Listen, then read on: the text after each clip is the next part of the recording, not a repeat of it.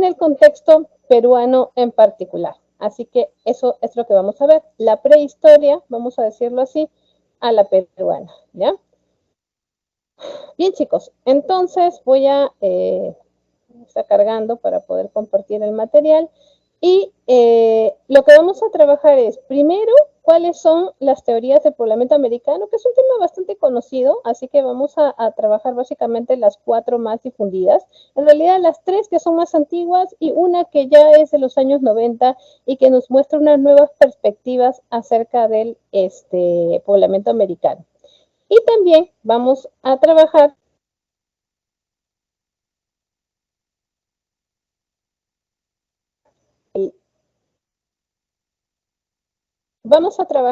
también la introducción a historia del Perú, haciendo hincapié en particular en en cómo vamos a periodificar la historia del Perú antiguo. Así que eso es lo que vamos a ver hoy día. Quiero saber si ustedes pueden ver el material, ¿ya? Eso me interesa, para poder trabajar. ¿Ya, chicos? Muy bien, a ver, déjenme ver. A ver, entonces, si pueden ver el material, espero que sí, que efectivamente puedan verlo. Vamos a pasar a la siguiente diapositiva, ¿ya? Para poder ver ese mapa en donde vamos a contextualizar nuestras teorías, ¿ya? Y es entonces lo que vamos a ver. A ver, necesito la confirmación, si pueden ver el material. Necesito esa confirmación. No lo puedo ver. No pueden ver el material. Bien, chicos. Voy a ver entonces. A ver, qué extraño, porque lo estoy compartiendo. O sea, a ver, un ratito, déjenme ver.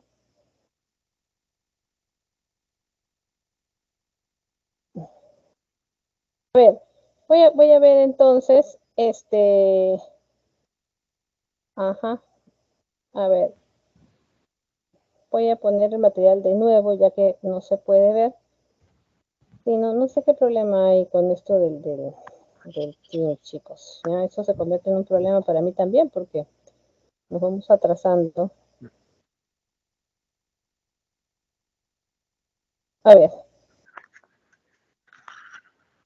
Ajá. A ver, hay alguien que tiene su audio abierto, les recomiendo que lo cierre.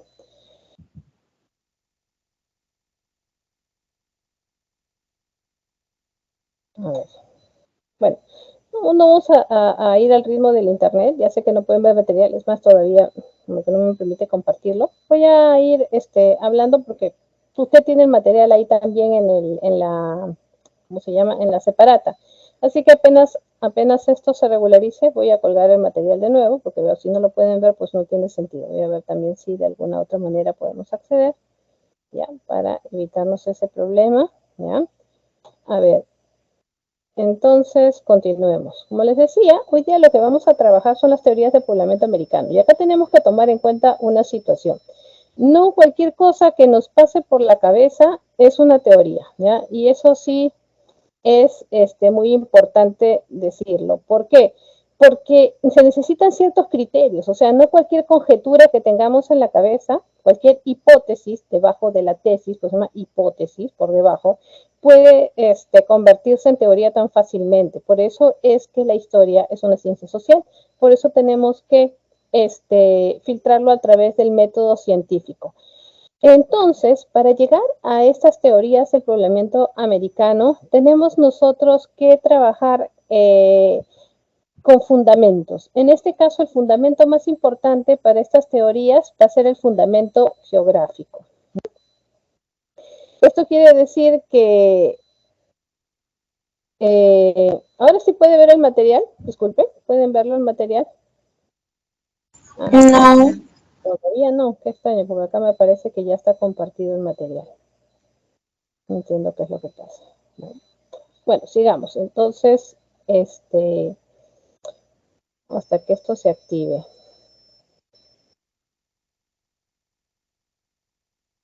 Bien, entonces, decíamos que se necesitan fundamentos para poder sustentar estas teorías de poblamiento americano. O sea, la pregunta de investigación, ¿cuál es? Es cómo es que llega el ser humano a este continente, ¿no? ¿Cómo es que, de dónde viene? Porque nosotros ya tenemos, obviamente, la certeza de que el ser humano también aparece en estas tierras, pero lo que no tenemos nosotros certeza es ni cuándo, ni específicamente, ¿no? De dónde, Profesora, que disculpe por procede. interrumpir, pero la pantalla aún no se ve. Sí, sí, sí, sí, eso es lo que me han dicho. Por eso es que no sé qué es lo que pasa, pero aquí me aparece como que yo estoy compartiendo y yo lo puedo ver. Por eso es que me llama la atención porque no lo pueden ver ustedes. Lo que estoy haciendo ahorita mientras estamos iniciando con la explicación, porque, o sea, ahorita solamente está el mapa puesto ahí, que ustedes, yo sé que no lo están viendo. Igual está en su separata. Lo que estoy haciendo es tratar de abrir en paralelo, de otra forma la aplicación para ver si así puedo ya compartir mejor el material. Pero como no puedo dejar de explicarles, entonces estoy haciendo esas dos cosas, digamos que al mismo tiempo, ¿no? Así que en el momento de que, en cualquier momento puede ser que aparezca el material, solamente estoy esperando que esto funcione, ¿ya? Para poder trabajar mejor. Así que, mientras tanto, puedo ir escuchando la explicación, por favor. Estaba hablando en líneas generales acerca de estas teorías de poblamiento americano, ¿no? Y decíamos que la pregunta de investigación es cómo llega el ser humano al continente americano, de dónde procede, cuándo llega, ¿no? Es una única procedencia, son varias procedencias, esas son las preguntas de investigación, ¿no? Y en realidad es lo más importante, ¿no? Porque con las preguntas de investigación nosotros podemos saber qué cosa estamos buscando. Parece tonto, inclusive cuando usted vaya a la universidad, se va a dar cuenta de que cuando haga sus trabajos de investigación, lo más importante y lo más difícil de conseguir es cuál es la pregunta que usted está tratando de responder, ¿ya? Entonces, eh, los fundamentos que necesitamos para que estas conjeturas lleguen a convertirse en teorías son, en primer lugar, el fundamento geográfico, es decir, encontrar un punto válido que puedan haber pasado de un punto a un punto B, ¿no? Para la tecnología de la época, ¿no? Y eso es muy importante porque no cualquier cosa, como les digo, que se nos pasa con la cabeza puede ser teoría. Entonces tenemos nosotros que priorizar el fundamento geográfico. Y luego hay otros dos aspectos más, porque son tres fundamentos en total. Eso no está ni en la separata ni tampoco está aquí en el PPT, le estoy dando aparte para que usted entienda la naturaleza de la investigación científica, ¿no? Entonces, el fundamento geográfico es sí o sí, mientras que el fundamento físico, por ejemplo, ¿no? Que la población del punto B y del punto A tengan un parecido físico, o sea, que usted diga tienen una misma procedencia, tienen algún lugar de que uno pueda comparar, que se parecen, ¿no? Étnicamente. Hoy en día eso es más sencillo porque nosotros podemos recurrir al cotejamiento genético, pero estamos hablando de que estas teorías que vamos a presentar son básicamente del siglo XX, ¿no? Y si son del siglo XX, pues todavía no existía esto de la genética, así que había que tener, como se dice, a ojo de buen cubero, ver si se parecían o no. Entonces, por eso la labor de estos científicos sociales va a ser más difícil, pero no imposible, como veremos. Luego tenemos el fundamento cultural. Ese sería un tercer fundamento, ¿no? El fundamento cultural es aquel que nos va a permitir ver qué parecido hay en las costumbres, ¿no? Los rituales, de repente el idioma, alguna cosa que hagan en común en un punto A y un punto B que aparentemente nunca tuvieron contacto. Entonces, eso también puede significar una pista para nosotros, ¿ya? Eh, bien, entonces, ¿qué cosa quiere decir? Nosotros necesitamos, ¿no? De estos tres fundamentos, dos al menos. El geográfico es sí o sí, no negociable, porque hay que saber por dónde llegar. Y puede ser que encontremos un parecido físico, ¿no? O un parecido cultural. Y si encontráramos los dos, pues perfecto. Entonces ya con estos tres podemos postular una teoría. Es decir, y ni siquiera podemos decir esto fue así de todas maneras. Eso se va a basar en nuestras pruebas. Y como ya saben, tiene que estar sujeto a los cambios que puedan ocurrir con el tiempo. Entonces, vamos a encontrar estas cuatro, lo tiene ahí en su cuentas, como no se puede compartir el PPT por el momento, entonces puede verlo usted en su separata. Disculpen, ahora sí pueden ver el material, porque ahorita sí me parece todo completo. No entiendo por qué pasa esto. Si lo estoy compartiendo y me ponen que sí está compartido. ¿Se ve el material? No, Ahora sí.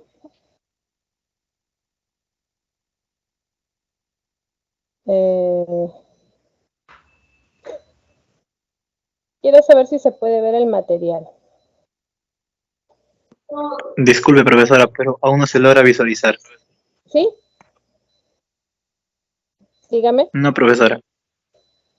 No le escucho claramente. Aún no. Qué mala suerte. A ver, déjeme ver. Lo voy a cancelar y lo voy a volver a poner. No entiendo por qué pasa esto. Bueno, sigamos. Entonces, tenemos cuatro teorías, ya las vio ahí. Las tres primeras son las más antiguas, las más viejitas, básicamente del siglo XX, ¿no? Tenemos ahí la teoría de migración asiática, tenemos la teoría oceánica y tenemos la teoría, ¿cómo se llama? Australiana, ¿ya? Esas son las tres más viejitas. Y finalmente tenemos la más moderna, que sería la teoría noratlántica, ¿ya? Esa es bastante novedosa, como ahora vamos pues a ver, ¿ya? Bien, entonces, la primera teoría, que es la de inmigración asiática, es una teoría en realidad que tiene más antigüedad de la que nosotros podríamos pensar, ¿ya? Es una teoría que se respalda. A ver, si bien es cierto, para el siglo XX, Aleš Hedlika, que va a ser un antropólogo checo-estadounidense, la va a proponer y va a tratar de llevarla al nivel científico, digamos, para el siglo XX. En realidad se va a basar en unos estudios previos bastante tempranos de un misionero español llamado José de Acosta. José de Acosta vivió en el siglo XVI, a finales del siglo XVI, y fue destacado a las Filipinas para que haga trabajo de evangelización, lo que hacían en ese tiempo, ¿no? Y allá pasó 10 años de su vida, así que conocía muy bien a las etnias asiáticas, el prototipo asiático. Y cuando regresó a España, lo mandaron a que viniera aquí a, ¿cómo se llama?, al Perú, también a seguir con su campaña evangelizadora, ¿no? Entonces, en esa situación, él va a encontrarse en este nuevo mundo con un prototipo de personas que le va a llamar mucho la atención, porque él va a sugerir que hay un parecido físico muy grande entre los nativos del Asia con los nativos de América, ¿no? Y por eso es que José de Acosta deja un texto para esa época, que es bastante temprano, que se va a denominar Historia Natural de las Indias, porque nos llamaban las Indias Occidentales en ese tiempo, ¿no? Entonces, él ahí va a postular justamente esto que estamos mencionando. Va a postular la idea de que el hombre americano procede de Asia, ¿ya? Procede de Asia, según él, y que incluso se atreve a aventura por donde podría haber pasado. Dice, es bastante probable que haya pasado desde Asia, desde el punto más estrecho de Asia al continente americano, ¿no? El punto más estrecho entre Asia y América, por ahí haya pasado. Entonces él ya dejó todo bastante esbozado, ¿no? Lo cual parece bastante curioso, ¿no? Porque es bastante temprano, ¿no? Y Aleš Hedlika decide, pues, retomar, ¿no?, esta postura, pero llevarla a un nivel científico. Por eso es que la teoría de inmigración asiática, ¿no?, va a ser actualizada para esa época, principios del siglo XX. Entonces él va a tener que buscar el fundamento geográfico, ¿no? En el fundamento geográfico, ¿no?, se puede ver que él va a tomar en cuenta el asunto del estrecho de Bering, pero como ya lo tiene que llevar a un nivel científico, tiene que ver si eso es posible, ¿no? Y es ahí donde llegamos a las eras geológicas, ¿no? Entendamos, pues, el cuaternario, ¿no? Y en el cuaternario, va a llegar, a ver, a la conclusión que durante el Pleistoceno, pues, que van a ocurrir estas, estas glaciaciones, la última glaciación de Wisconsin, que justo coincide con la antigüedad de los restos encontrados más antiguos en el continente americano, que pertenecen ya a Homo sapiens sapiens, van a encajar justamente en esta definición, ¿no? En que sí, esta época y esa última glaciación coinciden, y él plantea de que esta zona estuvo completamente congelada, es decir, el pase, el estrecho de Bering entre Asia y el continente americano, y que eso habría pues permitido de que se pueda dar el paso de estos individuos, ¿no? Siendo así, entonces vamos a tener esta propuesta de que el origen del hombre americano es asiático, ¿no? Es lo que él va a proponer. Ese sería su fundamento geográfico y con eso quedaría respaldado. Pero recuerden que como no había ningún tipo de cotejamiento físico, genético, entonces, él va a recurrir a comparar a las personas, ¿no? En cuanto pues a su apariencia, ¿no? Y a ver acá, ¿qué pasó? Nada, no se puede compartir, no entiendo qué es lo que pasa con esta aplicación, chicos. Bueno, sigamos entonces. Si en algún momento llegan a ver el material, me avisan, ¿ya? Porque estoy con esto de que yo lo estoy compartiendo. Aquí me parece que sí, efectivamente está compartiendo ese material, pero no sé por qué no lo pueden ver. Bien, entonces ya tenemos el fundamento geográfico de la teoría de inmigración asiática y nos faltaría, como les digo, la comparación física, ¿no? Esto lo podemos hacer pues nosotros simplemente comparando, por ejemplo, individuos de China, de Tailandia, de Vietnam, rasgos físicos, con, por ejemplo, individuos de pueblos originarios de aquí de América. Por ejemplo, vemos indígenas de América del Norte, ¿no? Los pueblos originarios, vemos los de las comunidades altoandinas aquí en nuestro país, o podemos pensar en los nativos de la Amazonía, por ejemplo, ¿no? Y si nosotros los comparamos, si bien es cierto, no son igualitos, ¿no? A los pueblos asiáticos, vamos a encontrar nosotros que sí hay un gran parecido, por ejemplo, en la estatura, que no son muy altos, 1,70 m aproximadamente, 1,60 m, la tonalidad de la piel, que no es ni muy clara ni muy oscura. Encontramos la complexión, que no es gruesa, más bien delgada, pero muscular, se dan cuenta. Y otros rasgos como los ojos rasgados, la escasa pilosidad corporal, porque no hay presencia de barbas, de vellos, el pelo muy lacio, el cabello muy grueso, muy lacio, ¿no? Que son rasgos que tienen en común los pueblos del Asia con los pueblos de, ¿cómo se llama?, de América, ¿no? Entonces él, haciendo esa comparación, también llega a otra conclusión, ¿no? Cuando se va a ver los... a ver, hay alguien que tiene su audio abierto, creo que es aquí un compañero, a ver, Efraín Figueroa tiene su audio abierto, ciérralo. A ver. Ajá, sí, bien. Podemos entender de que haya pues una similitud y dice sí, hay un parecido, así que sí, tiene origen asiático. Hoy ya se sabe que sí. Y esta teoría es la más, digamos, aceptada, porque aparte de este parecido físico, también encontramos el asunto, por ejemplo, de la mancha mongólica. Es la que, por ejemplo, los niños cuando nacen tienen concentrada la melanina en la parte baja de la espalda, eh, una mancha azul verdosa, que es la coloración de la melanina, que es el pigmento de la piel. Y cuando estos niños nacen, tienen la piel más clara, pero conforme van llegando a la infancia, se van coloreando con ese pigmento que se redistribuye en todo el cuerpo. Entonces es interesante porque eso pasa tanto con los niños asiáticos como con los niños de los pueblos originarios de América, ¿no? Entonces eso nos da una idea de que hay pues una ligazón genética por ahí. Entonces, Jarle Hedrica tenía básicamente eso. Y con esos dos se arma pues la teoría migracionista. Esto va a estar respaldado en realidad, ¿no? Por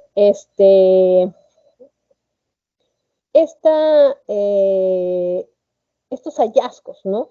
los hallazgos de, vamos a decir, restos de osamentas, de actividad humana, están más o menos hacia el 38.000, 40.000 antes de Cristo, ¿no? Entonces esto nos va a dar una idea, ¿no?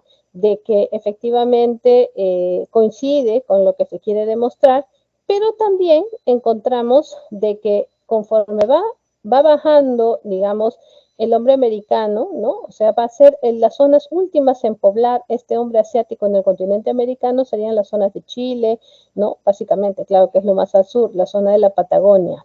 Pero, a ver, aquí el asunto es que se puede estimar, ¿no?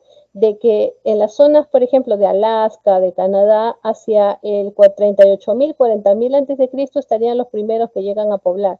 Luego, si vemos la zona en Mesoamérica, lo que es México, más o menos hacia el 30.000 antes de Cristo. La proyección para el territorio peruano es que han habido, sí, bandas de cazadores recolectores más o menos hacia el 20.000 antes de Cristo, es la máxima proyección. Y en el caso de Chile, entre el 10.000 y el 8.000 antes de Cristo, ¿no? Para que nos hagamos una idea. Entonces, vamos viendo que esta llegada es básicamente de cazadores recolectores con Homo sapiens sapiens durante el periodo del Paleolítico superior. Esa sería la definición. Entonces, esa sería la teoría, pues, inmigracionista. Luego, veamos, tenemos ya de esta teoría que queda así cotejada y que es la más aceptada, porque sabemos que la migración más grande llegó procedente de Asia, viene la otra teoría que sería la de inmigración asiática, ¿ya? Y la teoría de inmigración asiática, perdón, la teoría sería oceánica, ¿no? Que son la gente que llegó desde ahí, de inmigrantes, ¿no? Oceánico.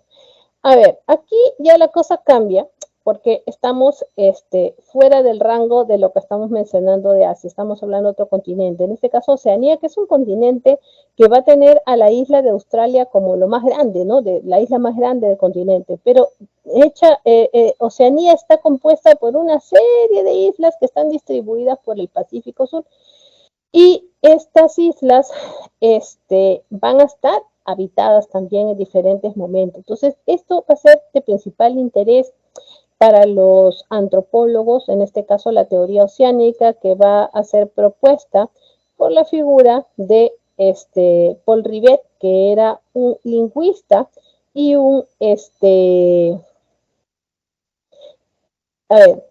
lingüista y un antropólogo francés, ¿ya? Él entonces va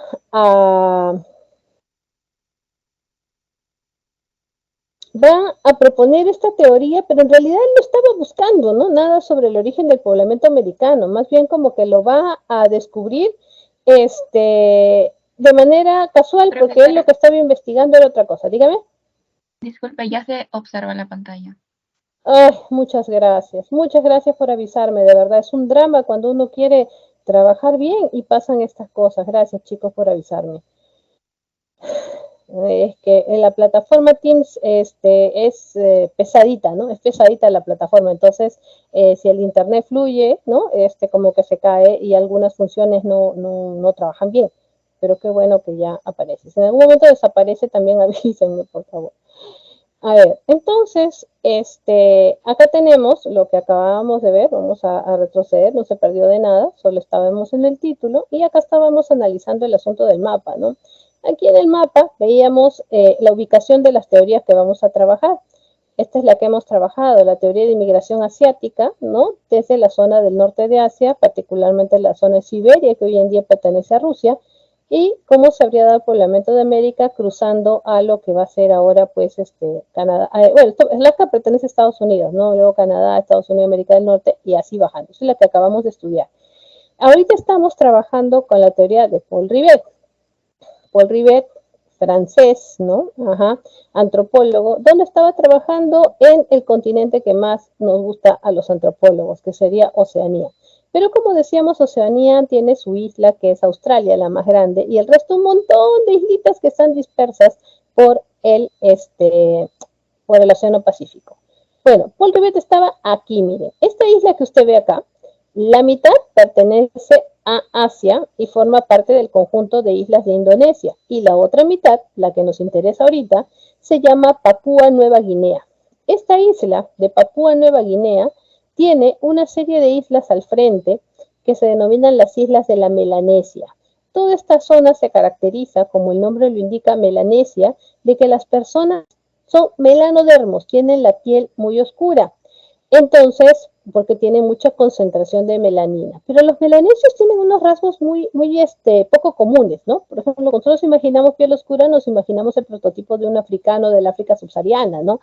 Pero estos melanesios tienen la piel de un color medio grisáceo, café, ¿no? Y tienen el cabello ondulado, pero rubio, y los ojos de un color amarillo verdoso. O sea, es una etnia poco común. Entonces él estaba estudiando las costumbres de estos grupos de Melanesia que acostumbran a moverse mucho en embarcaciones, porque las islas son tan pequeñitas y se van de barquito por aquí y por allá. Y también investiga a todos los grupos que se mueven en esta zona que se denomina la Polinesia. La Polinesia son el conjunto de islas que están dispersas, ¿no? Por esa parte de Oceanía. Y ahí estaba Paul Rivet, pues trabajando con todas estas personas, y ahí nota algunas cosas que le llaman la atención. De que hay usos culturales que le parecen muy similares con lo que es, pues, América del Sur. Entonces, él va a proponer, ¿no? Que muy probablemente, ¿no? Hay alguna relación, y es ahí donde decide recién ver esta ligazón que podría haber, ¿no? Entre lo que va a ser el continente americano con Oceanía, y es así donde decide proponer esta teoría de la inmigración oceánica, que se llama SECAS, teoría, ¿cómo se llama? Oceánica, ¿no? Esta teoría de la migración oceánica va a tener como respaldo entonces, lo que él propone, es que desde la Melanesia y la Polinesia se haya llegado a América y por eso habría estos usos comunes. O sea, lo que él le llama la atención no es el parecido físico entre americanos y oceánicos, lo que le llama la atención son los parecidos culturales. Entonces busca un fundamento cultural, ¿como cuáles?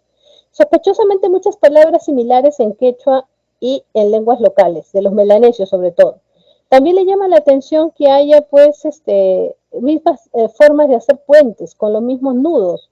Le llama la atención que se usen mosqueteros, cerbatanas, ¿no? Que son como unas cañas huecas que se disparan dardos envenenados a las guaridas para sacar a los animales y que acá también usan los amazónicos. Le llama la atención de que duerman en hamacas, que cocinen en hornos cavados, como se cocina acá en la Pachamanca. Entonces dice, acá hay una similitud. Entonces dice, tengo que buscar un fundamento geográfico, si quiero yo insinuar de que ha habido una migración por acá. Entonces él averigua que existe una corriente transpacífica ecuatorial, una corriente que va de Oceanía a América. Entonces dice, allá, de esa manera, algunas de estas embarcaciones, ¿no? Podrían haber cruzado, ¿no? Ha sido arrastradas por la corriente y haber, ¿cómo se llama? Llegado a América. Bueno, entonces su teoría queda así. Estaba el fundamento, la corriente existe, sí, va de Oceanía a América, todo perfecto, y así queda su teoría porque está el fundamento cultural. Pero acá viene una situación. Con el pasar del tiempo, y para los años 60 del siglo XX, un antropólogo noruego, el famoso Thor Heyerdahl, que era además un aventurero, era, o sea, una persona que le gustaba hacer safaris en el África, subir montañas, ser así un tipo muy aventurero, ¿no? Decide ir a comprobar si era cierto lo que decía Paul Rivet, ¿no? Entonces se va a la Melanesia y les pide a los nativos que hagan una embarcación, bueno, su estilo tradicional, y decide ser arrastrado por la corriente, a ver si aparecía en América. O sea, imagínense, hay que ser loco para hacer esto. Bueno, lo intentó, pero cada vez que lo intentaba, el viento lo regresaba, así que no pudo ser posible. Entonces él dijo, quiere decir que Paul Rivet estaba equivocado. Pero ya Thor Heyerdahl había hecho otras investigaciones para poder entender que de repente la cosa era al revés, o sea, que el contacto se habría dado desde América del Sur hacia Oceanía, pero que en una época posterior, y eso explicaría estos parecidos culturales. Entonces, ¿qué hizo Thor Heyerdahl bien terco? Vino acá a Perú, a Lima, pidió permiso al gobierno, estaba en esa época Prado Ugarteche, para poder salir en una embarcación tradicional del estilo inca. Obviamente en esa época las embarcaciones tenían el estilo chimú, porque los incas adoptaron todas las técnicas marítimas de los chimúes, y se mandó a construir el famoso Apu Contiki Huiracocha, por eso le llamó la embarcación así más corto, el Contiki, ¿no? Y esta embarcación, ¿no? Salió del puerto del Callao y él dijo, a ver, acá el asunto, si el viento me regresa, quiere decir que el viento viene al revés, y efectivamente son los vientos alisios, ¿no? Los vientos alisios lo van a empujar desde América hasta Oceanía, y después de más de 100 días de viaje llegó justo a Melanesia. Entonces dijo, ahí está, lo probé, la cosa era al revés, ¿no? Y descubrió algo muy trascendental tratando de seguir con la idea de la oralidad. A ver, ¿cuál va a ser lo trascendental aquí? En este caso Thor Heyerdahl había recogido leyendas, tanto en Melanesia como en aquí leyendas incaicas. Allá en Melanesia existe la leyenda del rey Topa Inga. El rey Topa Inga, dicen ellos, llegó un día por el mar con su séquito, todo vestido de oro, y estuvo un tiempo con nosotros, nos enseñó muchas cosas, y así como vino, un día se fue y nunca más volvió. Esa leyenda del rey Topa es interesante porque aquí en lo que fue el imperio incaico también había una historia que ha quedado para la oralidad, donde se sustenta que Tupac Inca Yupanqui, hijo de Pachacútec, conquistó, pues, se enfrentó, invadió a los chimúes y los adhirió a la fuerza. Entonces, él, cuando se pelea con los chimúes, descubre el mar y la navegación, todo el comercio que estos tenían, y los obligó a que lo lleven a explorar el mar. Y al parecer, los chimúes quisieron vengarse de él y por eso se dejaron arrastrar por el viento, ¿no? Con la idea de matarlo probablemente, pero nunca pensaron qué tan lejos podían llegar, ¿no? La cosa es que cuando Pachacútec se entera de que su hijo ha desaparecido, se va a poner pues muy cruel con los chimúes, imagínense, ¿no? La afrenta. Y lo dieron por muerto. Sin embargo, dice la leyenda que pasaron mucho tiempo y que calculando por las pistas que da, podría ser el equivalente a unos 5 años, Pachacútec recibe la noticia de que su hijo Inca Tupac Yupanqui había sido visto cruzando el desierto de Paracas, que estaba volviendo de algún lado y que traía cosas nunca antes vistas en estas tierras. Y eso nos da una idea también de qué cosa podría haber estado trayendo. Y que venía con muchos hombres desfilando con un esqueleto enorme de una ballena.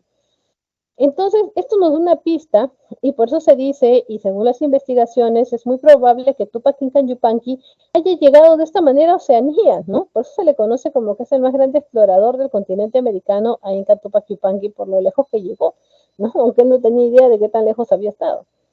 Entonces, gracias a Thor Heyerdahl, se comprobó, pero lo opuesto. Ahora, bajo ese punto de vista, la teoría de Paul Rivet no sirve. No es que no sirve, porque nos queda una duda. ¿Cómo regresaron? ¿No? ¿Cómo volvieron? Entonces ahí es donde se puede ver que hay etapas donde los vientos bajan, donde es probable que efectivamente sí se puede hacer un viaje en sentido contrario, pero por supuesto que no es una migración masiva porque esto no se da con mucha frecuencia y que sí pueden haber llegado en esa época el poblamiento de América y también de pasadita Thor Heyerdahl con su locura nos sirvió para poder entender un hecho de nuestra historia. A ver, entonces, ya con eso tendríamos la teoría de Paul Rivet, ¿verdad? La teoría oceánica de la Polinesia y la Melanesia, donde él sostiene, ¿no? De que se utilizan, ¿no? Estas islas y se es arrastrado por la corriente y se llevó a América. Pero también tenemos a la teoría de la migración australiana, ¿no? La teoría de la migración australiana es parecida ¿en qué sentido? A ver, en el sentido en que tenemos otro antropólogo, que en este caso va a ser Antonio Méndez Correia. Antonio Méndez Correia, portugués, ¿no? va a estar trabajando también en Oceanía, pero no acá arriba donde estaba Paul Rivet, sino aquí abajo, en el sur de Australia, en la isla de Tasmania y en las islas de Nueva Zelanda. En esta zona, él se va a encontrar trabajando con un grupo étnico que se denominan los maoríes. Los maoríes van a ser un grupo abundante, ¿no? La etnia mayoritaria, en este caso, en esta zona, pero se caracterizan por ser grandes navegantes, tener una gran complexión física, van a ser grandes remadores, casi todo el tiempo están compitiendo en cuestiones físicas, unos luchadores muy valientes, y estos maoríes van a tener unas características físicas muy interesantes, como por ejemplo, tienen una capa muy gruesa de grasa debajo de la piel que hace que sean como impermeables, tienen una alta resistencia al frío, porque pasan mucho tiempo sumergidos en el agua y no sienten el frío que cualquier otra persona tendría. Entonces, esta capacidad que han desarrollado al estar prácticamente echados al mar casi todo el tiempo, le llamó la atención también por los rasgos físicos, las proporciones craniométricas, los grupos sanguíneos, en esa época se guiaban de esas cosas, como le digo, no había cotejamiento genético. Y esto lo va a llevar a decir que le parece muy extraño el parecido que hay entre estos maoríes con los nativos del sur de América, específicamente con los de la Patagonia, que van a ser los mapuches o araucanos, ¿no? Entonces, los mapuches o araucanos van a ser para él el objeto de estudio y dice, yo creo que el origen de los mapuches y los araucanos, que son los nativos de la Patagonia, es oceánico y que son maoríes que de alguna manera llegaron ahí. Entonces, él con este fundamento físico comienza a buscar un fundamento geográfico, ¿no? Y en sus estudios va a descubrir lo siguiente. El fundamento geográfico. A ver, si vemos nosotros la Tierra desde el polo sur, vamos a encontrar esta fisonomía. La Antártida, acá tendríamos Australia, acá tenemos a Nueva Zelanda, la isla de Tasmania, toda esta zona donde estaban los maoríes moviéndose con frecuencia, y acá tenemos a la Patagonia, que es el sur de América. Entonces dice él que podrían haber utilizado la Antártida como una especie de puente natural, aprovechando que hubo una época en que la Antártida estaba descongelada, y para eso es que él busca la información de que ocurre el óptimo climático. Entiéndase que esto va a ser una etapa en donde el clima estuvo óptimo y podrían haber cruzado pues de un lado a otro, ¿ya? Entonces, aquí la circunstancia es que van a llegar con esta facilidad, pero todas sus teorías estaban sosteniendo en este fundamento físico, ¿no? Pero, aparte, buscaba este fundamento geográfico para sustentar el fundamento físico y a su vez también encontró algunos fundamentos culturales, como por ejemplo el uso que hay en América del boomerang, que es una herramienta que tiene la forma de una L y que se puede lanzar y regresa porque tiene un vuelo elíptico, así como también los zumbadores, otros que son elementos de caza, ¿no? Así como también las chozas en forma de colmenas que van a tener en común las poblaciones de América del Sur con las de Oceanía. Pero con el pasar del tiempo se descubrió que este óptimo climático, este clima óptimo en particular, ocurrió mucho antes que el ser humano cruzara de Asia a Oceanía. Entonces no había gente cuando estuvo el clima óptimo. ¿Quién hubiera podido haber cruzado por más que la Antártida hubiera estado descongelada? Entonces la teoría se desmoronó, pero ya apareció un discípulo de Antonio Méndez Correia, otro antropólogo denominado George Montandon, que él dijo, sí, puede ser que haya un error en el fundamento geográfico, pero hay que buscarlo porque el parecido está ahí. Llegaron de alguna otra manera. Entonces ahí es donde la teoría australiana se va a tomar como alternativa lo que decía Paul Rivet, que en todo caso, de nuevo el mapita,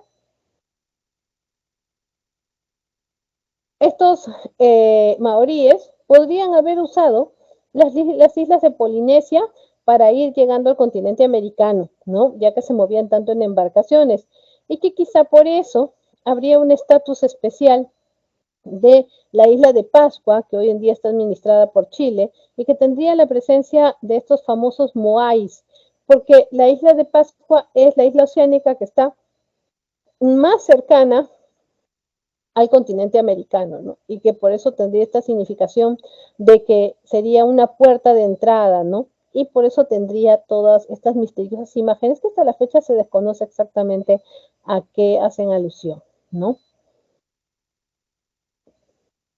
Bien, entonces esas son las teorías clásicas, vamos a decirlo así.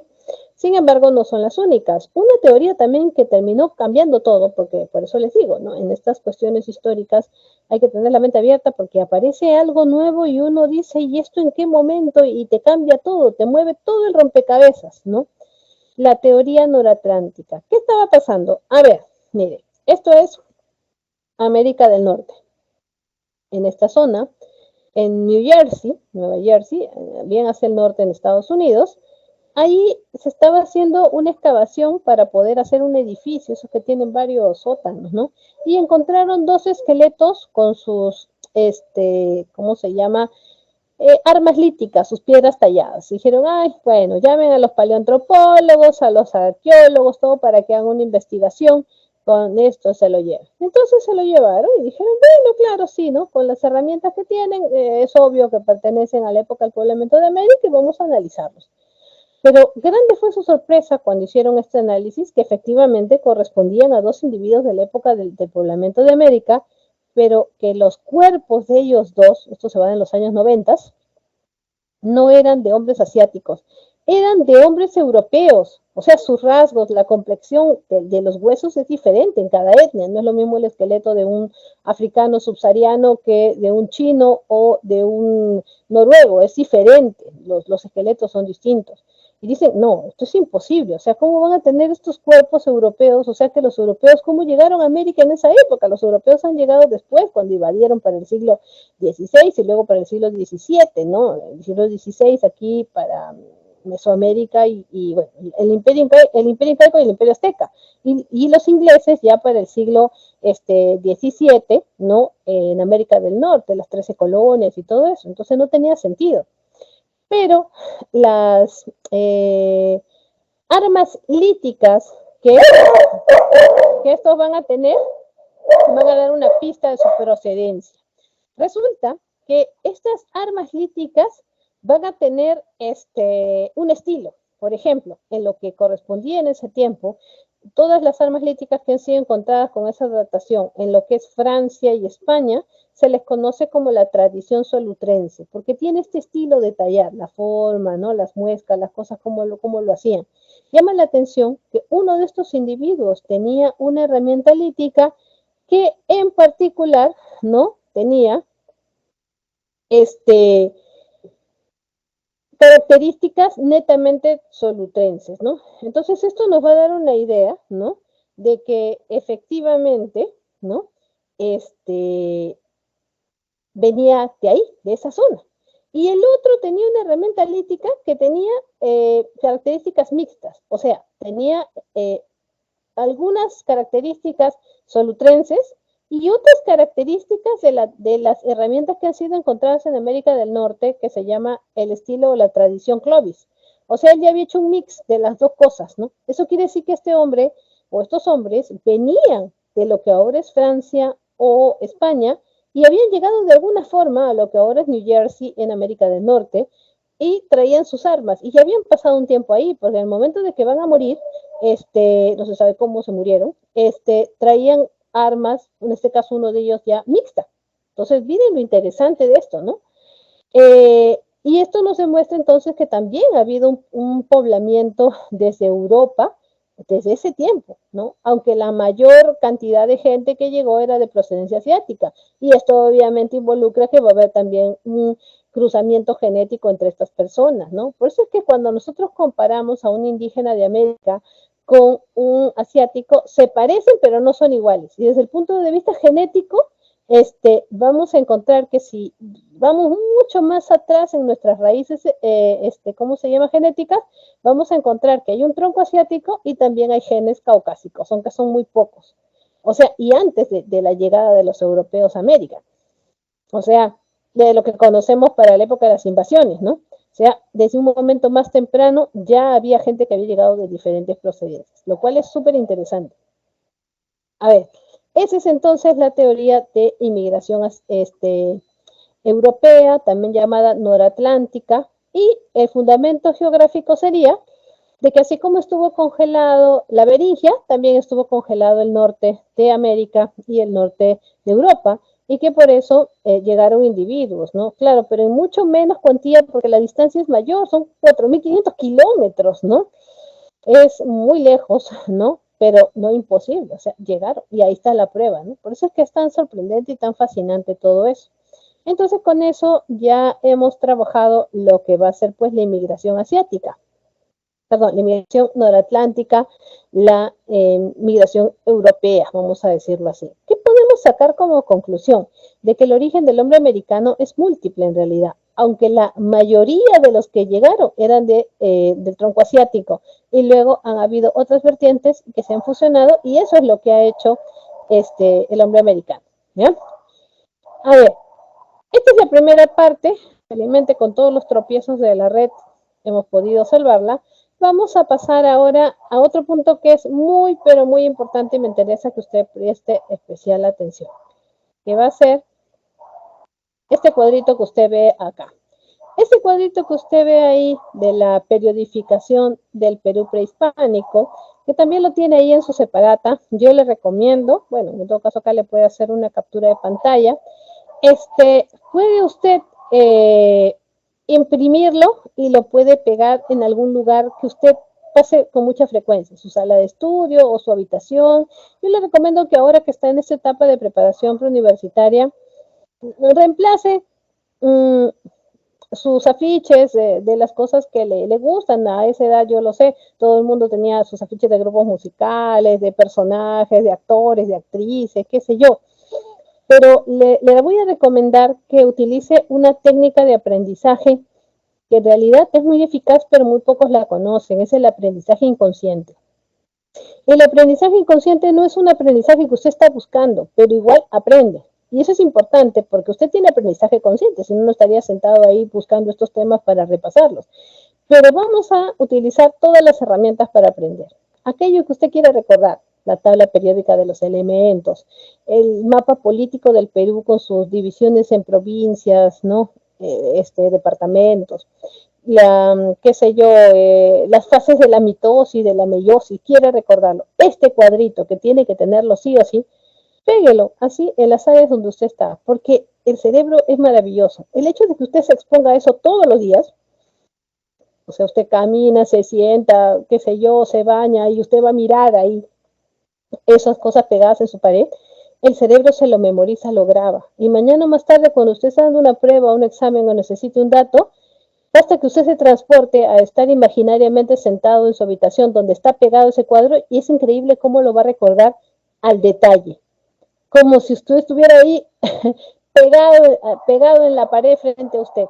Esa es una buena técnica. A mí me ha funcionado, le funciona de esa manera a mi hijo, así se puede estudiar. Es un aprendizaje inconsciente. O sea, su cerebro es como si usted tuviera una foto de eso pegado ahí y va a poder responder cualquier pregunta. Entonces, haga eso, le recomiendo. Este cuadro que usted ve ahí es muy importante porque nos va a permitir entender cómo es que trabajan los científicos sociales para poder llegar a formular estos cuadros de tiempo, ¿no? Estas periodificaciones. No es fácil. Imagínense que a usted le pongan ese reto, lo que usted ve acá. La historia del Perú, ¿cómo se periodifica? Tradicionalmente tenemos 3 etapas, ¿no? La historia del Perú antiguo, que comprende desde los primeros pobladores hasta la llegada de los españoles, 1532. Pero si vemos eso, es un espacio geográfico en realidad muy grande, ¿no? Porque estamos nosotros viendo que hay una proyección hacia el 20.000 antes de Cristo, ¿no? Imagínense, eso es bastante, hasta 1532 que llegan los españoles. O sea, son 21.500 años de historia, es un montón. Ahora imagínense que su tarea fuera periodificar eso. ¿Qué es eso? ¿Cómo periodificas 20.000 años de historia? Bueno, eso fue lo que hicieron estos dos científicos sociales, John Rowe y Luis Guillermo Lumbreras, a mediados del siglo XX. Ellos van a periodificar la parte más larga de la historia de nuestro país, la historia del Perú prehispánico. Vamos a ver cómo lo periodifica. Porque después, ¿qué etapas tenemos? La época colonial, casi 300 años, y el periodo republicano, que tiene 201 años recién, ¿no? Entonces, la historia del Perú es básicamente la historia del Perú antiguo o prehispánico. Entonces, aquí viene el reto. Para poder entender este cuadro, tenemos que ponernos en los zapatos de John Rowe y de Lumbreras, porque si no, no lo vamos a comprender. Estos cuadros no se memorizan a secas. Ya me lo tengo que memorizar, qué horror, qué aburrido. Sí, pues, ¿por qué habrán hecho esto? Lo que se tiene que hacer con estas cosas es comprender, porque usted memoriza mejor lo que comprende. Ese también es otro truco psicológico. Por eso es que lo que uno aprende de memoria sin entender razones, con el tiempo se le olvida. La mente es frágil. Pero cuando usted entiende y razona sobre algo, eso es un conocimiento que se fija de mejor manera. Por eso vamos a ver este cuadro de la periodificación del Perú prehispánico. Aquí entonces encontramos la figura de John Rowe. John Rowe fue un arqueólogo norteamericano de origen inglés, ¿ya? Y él vino acá al Perú para hacer sus investigaciones arqueológicas, uno de los pioneros, y se topa con que no estaba periodificada la historia del Perú antiguo y dice, bueno, vamos a ver qué propuesta le doy. Pero quiero que le preste atención a un detalle. Él es arqueólogo y los arqueólogos son muy objetivos, son muy metódicos, muy profesionales, muy objetivos, ¿no? Entonces, quiere decir que su trabajo es muy, muy rígido y ellos tienen las cosas de una manera muy, muy estricta, ¿no? Entonces ellos dicen, bueno, para poder periodificar la historia del Perú antiguo, yo voy a tomar en cuenta lo que es muy importante para los arqueólogos, la cerámica. Como ellos estudian restos materiales, entonces ellos estudian la cerámica de cada cultura, de cada grupo, de cada civilización, para entender los progresos. ¿Se da cuenta, no? Así va a ir entendiendo cómo es que estos van a ir, entre comillas, progresando o cambiando. Entonces, John Rowe va a aplicar ese criterio, la evolución y difusión del estilo de la cerámica, porque es arqueólogo. Él hace esta propuesta que vemos nosotros aquí en 7 etapas en el año de 1962. Y luego, Luis Guillermo Lumbreras hace esta propuesta también de 7 etapas en el año 69. Justamente, ¿por qué? No porque él considera que lo que ha hecho John Rowe está mal. Él dice, no, John Rowe sí, está muy bien, te aplaudo. Y efectivamente, ahora vamos a ver que lo que hizo fue muy interesante. Pero yo creo, dice, que hay que aplicar otros criterios también para periodificar la historia del Perú antiguo. No voy a modificarte las etapas, dice, pero sí voy a tener nombres más explicativos. ¿Por qué? Porque Luis Guillermo Lumbreras, que está vivo hasta el día de hoy, no es arqueólogo, él es antropólogo e historiador. Entonces su visión es distinta. Cada profesión tiene una visión diferente. Al ser antropólogo, va a tomar más en cuenta las características de su desarrollo socioeconómico, cultural, ¿no? Para poder periodificar, no solamente las cerámicas secas. Y también, siendo historiador, va a tomar en cuenta los procesos históricos, ¿no? Y la interrelación que va a haber entre estos grupos humanos. Entonces, la visión de Lumbreras es más explicativa, es más compleja, mientras que la de John Rowe es más compacta, metódica, estricta, pero ambos son útiles. Por eso es que usted verá, se trabaja con los dos modelos. ¿Por qué es importante? Porque usted tiene que aprender las 7 etapas con las 7 etapas que produjo Lumbreras y que se correlacionan, porque utilizamos los dos modelos. ¿Para qué? ¿Para torturarnos? No. Es porque uno explica al otro y de esa manera más bien es más fácil entenderlo. ¿Por qué le digo que usted debe imprimir esto y por qué tiene que entender todo lo que le estoy explicando de este cuadro? Porque, como debe haberse dado cuenta, las preguntas que vienen no son directas. Las preguntas no es, marque las características de la cultura moche. No es así. ¿Cómo te preguntan? Te dicen así. Identifique, ¿no?, las características comunes que tienen las culturas que florecieron durante los desarrollos regionales. Entonces, desarrollo regional, ¿qué etapa es esa? De repente usted solo se memorizó los horizontes y los intermedios. ¿Se da cuenta? Entonces tiene que saber que cuando habla de desarrollo regional se está refiriendo al intermedio temprano. ¿Ve? Entonces este cuadrito es muy importante, porque también le pueden preguntar así, ¿no? Las culturas que se desarrollan durante el horizonte medio, ¿no? Tienen desde el punto de vista económico las siguientes características. Entonces usted dice, ay, ve, tiene que aprender los nombres de las etapas. Entonces, vamos a analizar estas dos etapas. John Rowe dice, acá también hay que separar dos cosas, dice, ¿no? Lo que vamos a denominar la prehistoria a la peruana, o sea, cuando éramos cazadores recolectores y cuando nos llega nuestra revolución neolítica, hasta cuando ya fuimos capaces de producir altas culturas, ¿se dan cuenta? O sea, cuando ya vamos a encontrar nosotros un desarrollo mucho más avanzado. Entonces, Rowe dice, bueno, a ver, voy a llamar a esta etapa de prehistoria peruana como precerámico y periodo inicial. Y luego para las altas culturas voy a utilizar el sistema de horizontes e intermedios. Ahora vamos a ver por qué. A ver, dice, si mi criterio es la cerámica, entonces, en la primera etapa que correspondería a nuestro paleolítico superior, donde vamos a encontrar cazadores recolectores y no hay cerámica todavía, entonces voy a llamarlo precerámico, o sea, antes de la cerámica. Él opina así, precerámico. Y luego dice, ya cuando viene nuestra etapa de mesolítico y neolítico, más bien vamos a denominarlo periodo inicial, porque ahí se comienzan a iniciar las actividades productivas, ¿no? Ya, la cosa va a mejorar.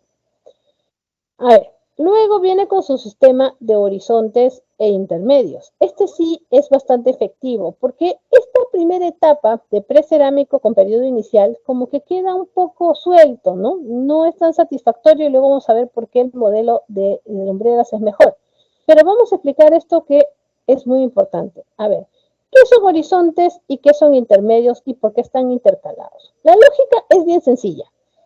El horizonte es el periodo de un apogeo unificado, vamos a decirlo así.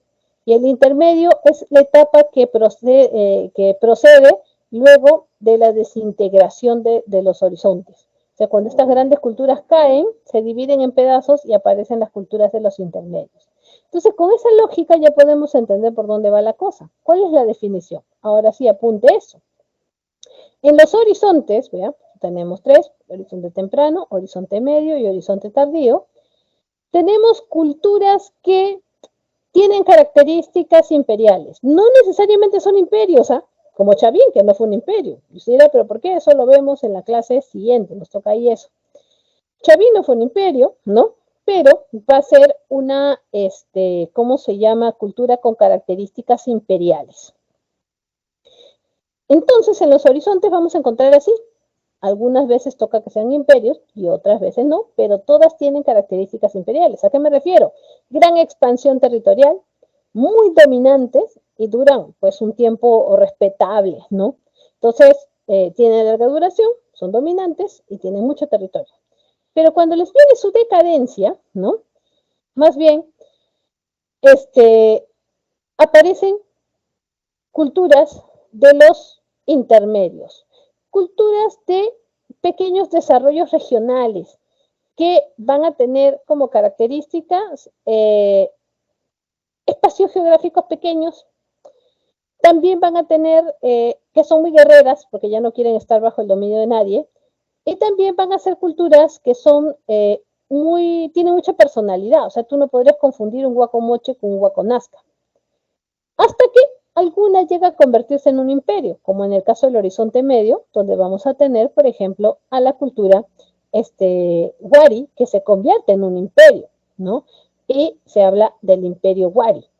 Hasta que cae Wari y aparecen múltiples culturas en el prolífico intermedio tardío, en donde vamos a ver culturas como los chancas, los chachapoyas, los chancay, los chimúes, los lambayeques, ¿no? Todas esas culturas, ¿no? Que van a también ser coetáneas con los incas, pero los incas cuando eran una cultura más, todavía no eran imperio, hasta llegar al horizonte tardío, donde florecen los incas, ¿no? Y ahí llegamos entonces a un periodo de síntesis de culturas también, ¿no?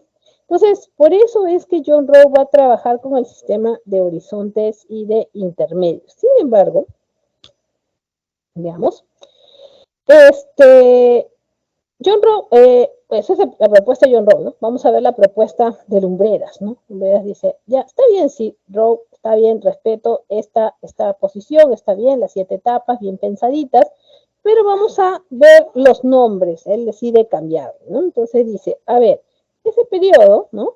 Que vas a denominar precerámico, a mí no me parece que le pongas así, porque no podemos ponerle el nombre por lo que no hay, más bien deberíamos ponerle por lo que hay, en este caso, la piedra. Así que el precerámico, dice Lumbreras, lo va a denominar lítico, mientras que el periodo inicial lo va a denominar arcaico, correspondiéndose el arcaico inferior con las características del mesolítico y el arcaico superior con las características de la revolución neolítica.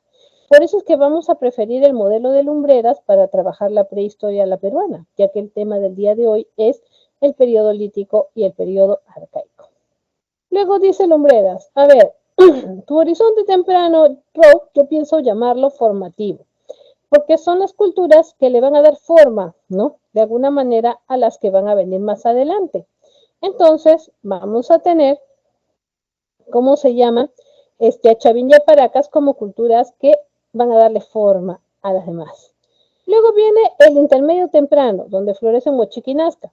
Y Lumbreras dice, yo lo llamo desarrollos regionales, por su ubicación, ¿no? Y porque no chocan entre sí. Luego tenemos el Imperio Wari. Justamente Lumbreras nace en Huanta, Ayacucho, donde esta cultura también nace y se forja, y él es el más importante investigador justamente de esta cultura. Entonces se da cuenta que no fue una cultura cualquiera, sino que llegó a ser un imperio. Por eso él denomina este periodo del Horizonte Medio como Imperio Wari. Luego dice, cuando decae Wari, encontramos que aparece esta época prolífica, el intermedio tardío. Dice, yo lo voy a llamar, ya no van a ser desarrollos regionales, porque son más chiquititos, van a ser estados regionales. Así que también lo llaman segundos estados regionales, también va a ser otra denominación. Y luego vamos a ver el horizonte tardío. El horizonte tardío que Lumbreras lo llama Secas, Imperio Inca. Esa sería entonces la denominación.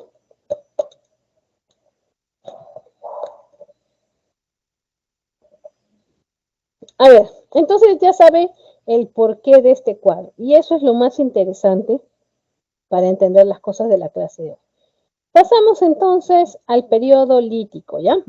El periodo lítico que se corresponde a las características del paleolítico superior. O sea, vamos a ver que así vivió como un cazador-recolector el ser humano cuando llega recién a estas tierras de lo que ahora es el Perú, ¿no? La datación que se tiene siempre son aproximaciones. No se asuste si usted encuentra en algunos libros aproximaciones diferentes. Ningún libro está equivocado en realidad. Solamente tenemos aproximaciones. Pero sabemos que hacia entre el 12.000 y el 6.000 antes de Cristo había un número respetable de cazadores recolectores en nuestro territorio, como para poder nosotros decir, ¿no? Que estábamos en el periodo del Paleolítico superior, por decirlo de alguna manera, ¿no? ¿Qué características? ¿Cómo se vivía? Bueno, eso ya lo vimos parecido en la historia universal. Bandas de cazadores y recolectores que no tenían diferenciación social, o sea, no había nobleza, no los que eran del pueblo, los sacerdotes, no había. El estilo de vida era nómade, habitaban en cuevas y abrigos rocosos, buscaban ahí algún ángulo para abrigarse, protegerse. Tenían una economía depredadora, o sea, vivían de la caza, de la pesca, de la recolección, y se dividían el trabajo de acuerdo a la edad que tenían y al género, dependiendo si era cacería o era recolección. Y tenían sus propias herramientas, pues, ¿no? Hechas de piedra y de hueso. Y vamos a ver el desarrollo del arte rupestre o parietal, que es tan típico del sapiens sapiens en este periodo paleolítico superior, que acá en el Perú se va a llamar lítico. Pero hay una cosa aquí que es muy interesante y con eso ya nos vamos introduciendo, vamos a decir, a nuestra idiosincrasia. Lo que vamos a denominar la tradición serrana y la tradición costeña. ¿Qué cosa quiere decir esto? Que el ser humano aquí en nuestro territorio ha tenido que adaptarse, ¿no? Particularmente a lo que hay, ¿no? En cada una de estas regiones. No es lo mismo adaptarse a la costa que a la sierra, ¿no? Y esto va a causar, ¿no? Que con el tiempo se formen estilos de vida, vamos a decirlo así de alguna manera, ¿no? En cada una de estas ubicaciones. Entonces, mientras que en la sierra se va a vivir de la cacería y la recolección, bueno, cacería en este caso de los camélidos, en el caso de la costa se va a vivir básicamente del mar, ¿no? El mar, pues, la costa es el desierto del Pacífico Sur y esto va a causar, pues, de que no haya mucha disponibilidad de alimentos, pero el mar es una gran fuente de sustento, ¿no? Para incluso estos cazadores recolectores y esto va a permitir, ¿no? Que se vayan adaptando a esto con el pasar del tiempo, así que va a ser muy importante la tradición serrana y la tradición costeña. Ahora, aquí lo más interesante para entender este punto es ver este mapa. En este mapa nosotros vamos a ver, a ver, ¿cuál va a ser la distribución geográfica, digamos así, de dónde se han encontrado las evidencias de esto que estamos hablando del lítico? Ahora, vale decir que esto no es lo único que se ha encontrado. Usted quizás en otros materiales puede haber un listón hasta de 20 o 30 sitios arqueológicos donde se han encontrado diversos instrumentos líticos o algo que pruebe la existencia de personas en este periodo entre el 12.000 y 6.000 antes de Cristo, o inclusive un poco más. Pero acá hemos condensado solamente lo que más nos interesa. Hay que hacer una aclaración. Hay un problema con las cuevas, ¿no? Cuando se ha encontrado material dentro de las cuevas, el principal problema es que a veces se ha creído que todo lo que está dentro de la cueva pertenece a un mismo periodo y no es así, porque la cueva puede ser habitada o visitada en diferentes momentos históricos, entonces eso hay que tener en cuenta. Por eso es que usted verá que a veces algunos lugares se llaman 1 y 2 le ponen, ¿no? Por ejemplo, hay guitarrero 1 y guitarrero 2. ¿Cuál es la diferencia? Que cuando le ponemos 1, siempre nos estamos refiriendo a lo que se ha encontrado del periodo lítico. Y cuando vemos 2, es sobre el periodo arcaico. Puede ser la misma cueva, pero como les digo, con restos de 2 periodos diferentes, con 2 dataciones distintas, y eso hay que tener en cuenta. Bien. Entonces, vamos a ver estos sitios, ¿ya? Y acá encontramos el más antiguo. El más antiguo es en la cueva de Piquimachay, en Ayacucho. Son 200 utensilios que tienen una antigüedad de hacia el 17.000 antes de Cristo, imagínense, son bastante antiguos. Pero acá hay también un problema. Quizás usted lo ha escuchado como Pacaicasa, pero el problema es que la cueva no se llama Pacaicasa. Pacaicasa es el nombre de todo el distrito. Y nosotros no podemos llamarlo así a secas porque es un distrito arqueológico que tiene restos de diferentes periodos, hasta incaico. Entonces nos podríamos confundir. Por eso es que si usted lo ha visto en algún libro como Pacaicasa, en realidad se están refiriendo a la cueva de Piquimachay, que queda en el distrito de Pacaicasa, en Ayacucho. Entonces por eso vamos a llamar Piquimachay 1. Y Machay significa cueva en quechua. Entonces Piquimachay 1 es el periodo lítico, restos líticos, y que tiene una serie de utensilios que pertenecen a este periodo, 200 restos líticos. Eso es lo específico de Piquimachay.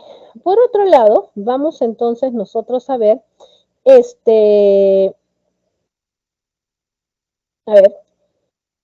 otros restos. En este caso, ¿cuáles son los restos humanos más antiguos encontrados en el Perú? Esa es una pregunta frecuente, ¿no? Es que siempre hay una diferenciación a la hora que lo estudiamos entre la costa y la sierra. ¿Por qué hay una diferencia entre la costa y la sierra? Porque los estilos de vida van a ser distintos. Entonces tenemos que los restos más antiguos encontrados en el Perú en realidad pertenecen a la costa, a lo que es la zona de Paiján en La Libertad. Ahí vamos a encontrar restos de pesca con arpón, ¿ya? Restos óseos humanos, los más antiguos de la costa, y que en general son más antiguos que los de la Uricocha que quedan en la sierra, ¿no? Pero son unos de los más antiguos, pero en este caso un poquito más antiguo es Paiján en La Libertad. Esta, ¿cómo se llama? en esta zona, denominada la Pampa de los Fósiles en Paiján, se han encontrado estos dos esqueletos. El entierro de una mujer en posición semifetal, que tenía esta punta de proyectil, con un niño enterrado, él sí, en posición fetal. Se creía en un principio que eran madre e hijo respectivamente, pero hoy en día sabemos que no hay una filiación entre ambos.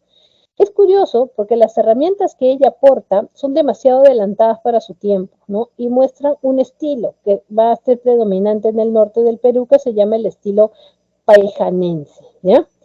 Y vamos a ver en este caso ahora la sierra. En el caso de la sierra, en la región Huánuco, en la zona sierra de Huánuco, porque también tiene selva, pero estamos hablando de la sierra, hay una provincia llamada Lauricocha. Cocha significa laguna, ¿no? Entonces, en este sitio de Lauricocha, ¿no? Es una laguna rodeada por varias cuevas, y en una de esas cuevas, bueno, en estas cuevas se ha encontrado una serie de cosas, ¿no? Particularmente aquí nos interesa la presencia de herramientas, restos óseos, humanos incompletos, muestras de un entierro, además de las pinturas rupestres, ¿no? Que muestran escenas de caza, como vemos nosotros ahí. Y estos serían los restos más antiguos encontrados en la sierra. Una diferencia de 1000 años entre lo que es Paiján y lo que es Lauricocha, ¿no? Que serían los restos humanos más antiguos, en este caso de la sierra, y Paiján en la costa. Ahora pasamos al sur, Toquepala, Tacna. Se encontraron en la cueva de Toquepala, en la cueva que queda en Toquepala, en Tacna, herramientas líticas y pinturas rupestres que van a ver la cacería de un camélido andino denominado guanaco. Y tiene una antigüedad de 9000 años antes de Cristo. Y acá en Lima, en la desembocadura del río Chillón, Chivateros, las evidencias de un taller lítico que dejaron a medias, al parecer ellos, no se sabe por qué, porque hay muchas herramientas inconclusas, estos cazadores-recolectores, y que tenían el estilo de la tradición paijanense, y eso es bastante curioso. Entonces, estas son las herramientas, digamos, las evidencias del periodo lítico. Luego llegamos al periodo del arcaico. El arcaico va desde el 6000 hasta el 1700 más o menos antes de Cristo. Usted dirá, pero ahí dice arcaico inferior, que esta es la primera etapa. O sea, de todo este periodo arcaico, vamos a dividirlo en dos. La primera parte, el arcaico inferior, que es ese periodo que va del 6000 al 3000 antes de Cristo, ¿no? O sea, durante 3000 años tuvimos nuestro mesolítico, vamos a decirlo así. Este periodo, ¿no? Va a darse ya con lo que favorece el clima más cálido, y se va a desarrollar pues una vida aldeana con viviendas temporales fuera de las cuevas, y lo más curioso es particularmente esto, ¿no? Las formas de cómo se construyen estas chozas en las cuales van a vivir por temporadas. También, bueno, grupos semisedentarios, obviamente si tienen una vida aldeana son semisedentarios, y una economía mixta. Depredadores, o sea, son cazadores-recolectores, pero también van a practicar la domesticación de plantas, van a comenzar a sembrar algunas especies y a pastorear algunos animales, a domesticarlos para poderlos consumir.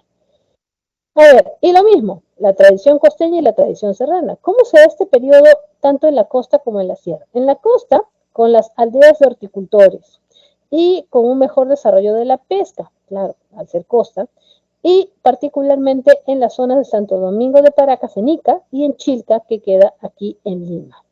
La tradición serrana nos va a mostrar que la horticultura fue bastante esmerada, sobre todo en las zonas de Cajamarca, Nanchoc y Ancash, Guitarrero. Y también la domesticación de animales, que va a ser de camélidos principalmente, pero también nos viene la domesticación del cuy, ¿no? Que va a ser un animal muy importante en nuestra economía y que lo vamos a domesticar hacia el periodo del arcaico inferior. Pasemos a la siguiente diapositiva y vamos a encontrar las evidencias. Vamos a situar dónde es que se han encontrado pues estos restos. Vamos a ver entonces, ¿no? En particular, aquí hay un asunto, ¿no? Lo de Nanchoc y lo de Guitarrero. Hasta hace unos 20 años se creía que Guitarrero era el más antiguo horticultor de América. Pero en realidad, hoy en día ya se sabe que el más antiguo horticultor, no solo del Perú, sino de América, va a ser el hombre de Nanchoc en Cajamarca. Vamos a ver por qué. A ver, Nanchoc, Cajamarca, se ha encontrado evidencia de horticultura temprana de calabaza, que sería la especie más antigua que se va a cultivar en nuestro país, también de quinoa, de ocas, de maníes, en Cajamarca. Esta domesticación va a ser muy importante porque se va a dar hacia el 7500 a.C. y esto va a demostrar que en realidad esto va a estar contextualizado incluso antes de lo que nosotros pensábamos como el periodo arcaico. O sea, quiere decir que mientras era todavía un cazador, ¿no? Y recogedor, también ya era un horticultor y lo convierte por eso y por la datación en el más antiguo horticultor del Perú y de América. O sea, el primero que siembra en todo el continente americano es el hombre de Nanchoc en Cajamarca, ¿no? Esto es interesante. A ver, ahora, por otro lado, Guitarrero. En la cueva de Guitarrero, por eso decimos Guitarrero 2, porque hay evidencia del arcaico inferior, hemos encontrado evidencias de horticultura, de frejol, de ajíes, piedras calientes que se utilizaban para poder cocinar, pero lo curioso es que hubo un error que estuvo vigente mucho tiempo, creyendo que el hombre de Guitarrero, como horticultor, tenía un promedio de 6.000 años. Hoy en día se sabe que no es así. Bueno, 6.000 años antes de Cristo no es así, sino que la datación estuvo mal y es hacia el 3.000 antes de Cristo. Nada despreciable, ¿verdad? Pero el hombre de Nanchoc es mucho más antiguo, por eso es que el dato es importante. Respecto a la domesticación de animales, tenemos el caso de Telar Machay en Junín, Machay, cueva, una cueva donde se ha encontrado evidencias de domesticación de llamas y de alpacas. Y usted dirá, ¿cómo se sabe eso? Se han encontrado, ¿no? Restos de excrementos abundantes en cuevas, ¿no? Lo cual demuestra que estos animales estuvieron retenidos, porque naturalmente no les gusta ingresar a estos ambientes. Entonces, quiere decir que el ser humano ya domesticaba estos camélidos andinos. Por otro lado, también tenemos en el caso de la costa, las aldeas temporales. En el caso de Lima, Chilca, tenemos evidencias de pesca con anzuelos, aldeas con viviendas semi-hundidas para que no se vuelen. Usted sabe que la costa acá en Lima hace bastante viento, ¿no? Entonces tiene más o menos esta fisionomía que usted puede ver. Y luego están los avances que se consiguen en la zona de Santo Domingo, de Paracas y Nica, donde se han encontrado una muestra de pesca avanzada, porque se utilizaba la fibra de cactus para hacer redes. O sea, es un cactus que usted lo puede ir como deshilachando, como si fuera una bolsa de rafia. Y con esos hilos fabricaban redes de pesca y por eso es una tecnología avanzada. Y también se ha encontrado que esta es en realidad la aldea más antigua de la costa, con una antigüedad de casi 6.000 años antes de Cristo, ¿no? Y que esto es lo que va a permitir es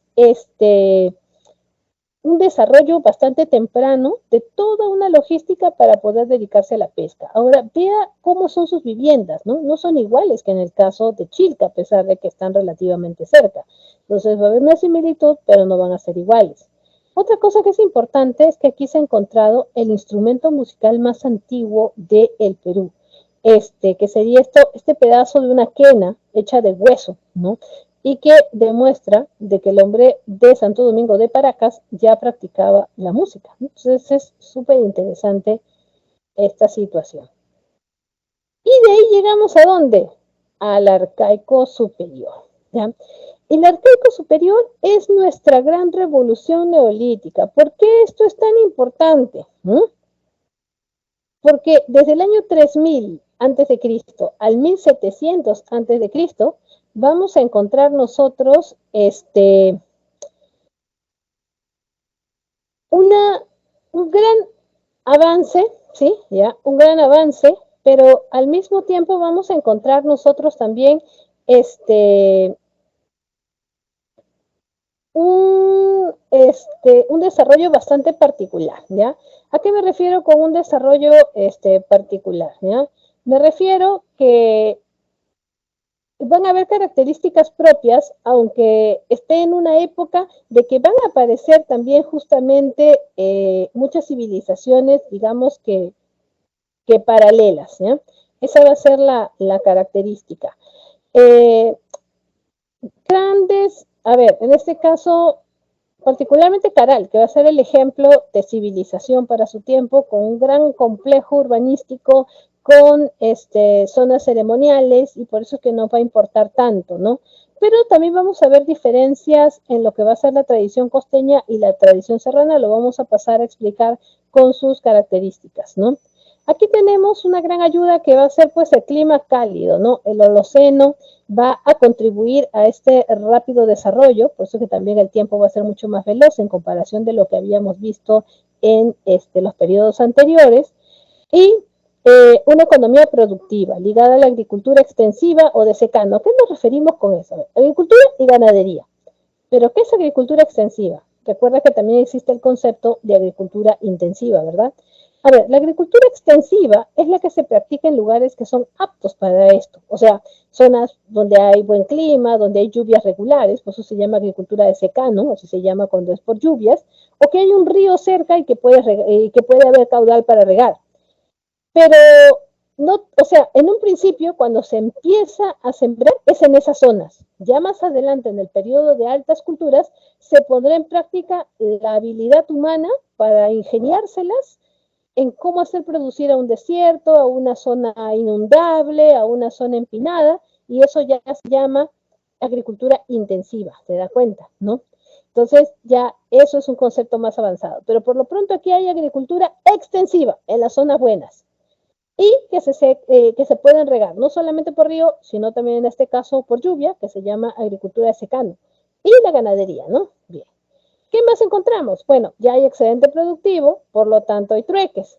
Y también ya aparecen nuestras formas particulares de organización social, que van a ser los ayllus, las comunidades conformadas por los clanes familiares, ¿no?, que se han ido juntando, que van a estar ligadas a la figura de un ancestro en común, que va a ser una figura totémica, o sea, alguien que van a respetar y van a adorar y casi venerar como si fuera una divinidad. Ahora, también la figura de un líder o curaca, que va a ser aquel que va a conducir justamente a estos grupos.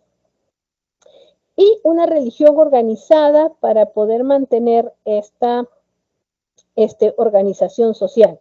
Y vamos a encontrar la presencia de templos que van a tener la particularidad de utilizar el fuego como parte de las ceremonias, ¿no? Por eso se va a denominar el fuego ceremonial, ¿ya? Bien, pasemos entonces a ver cuáles son las características tanto de la zona de la sierra como la zona de la costa.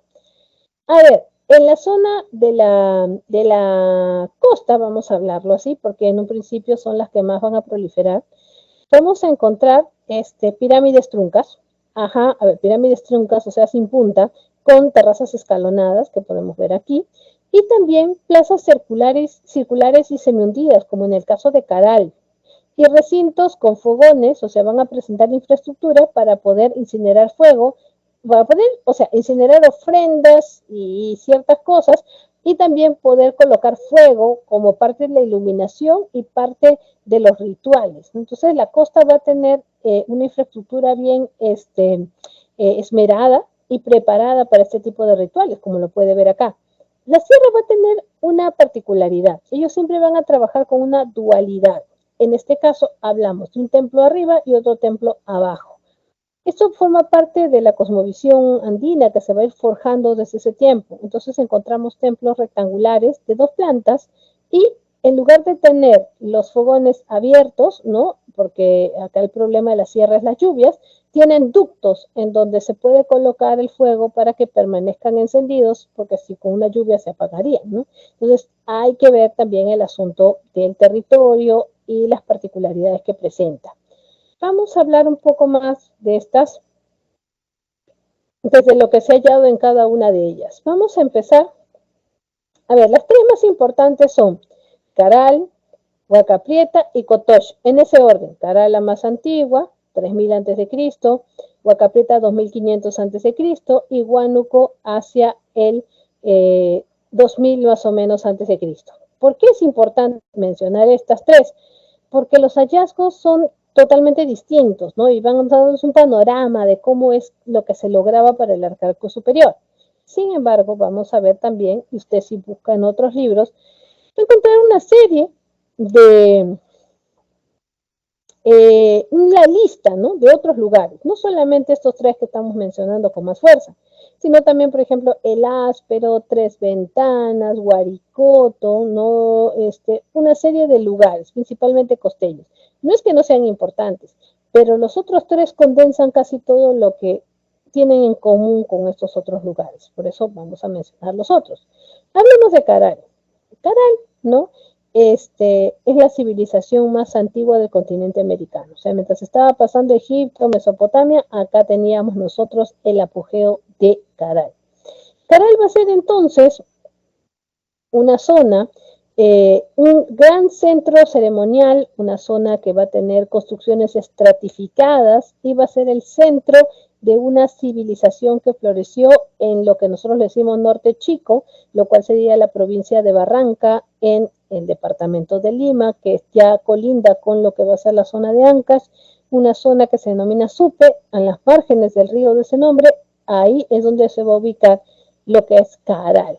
Esta ciudad, vamos a ver acá, la vamos a encontrar con estas características, ¿no? Muy importante, si usted en algún momento puede hacer un full day, ir para allá, de preferencia vaya en invierno o en otoño, no vaya en verano, se va a carbonizar, se los digo para que se evite eso.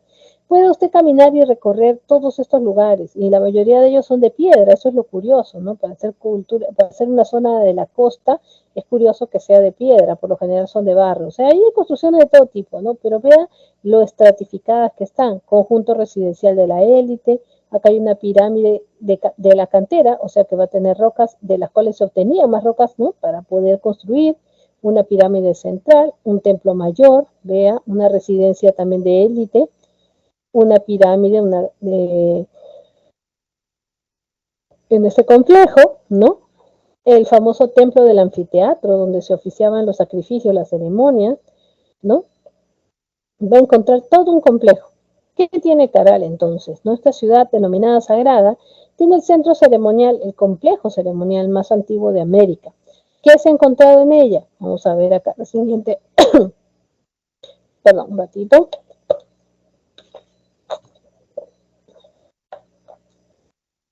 Se ha encontrado, por ejemplo, una colección de flautas, como la que vamos a ver acá, hechas de huesos. Y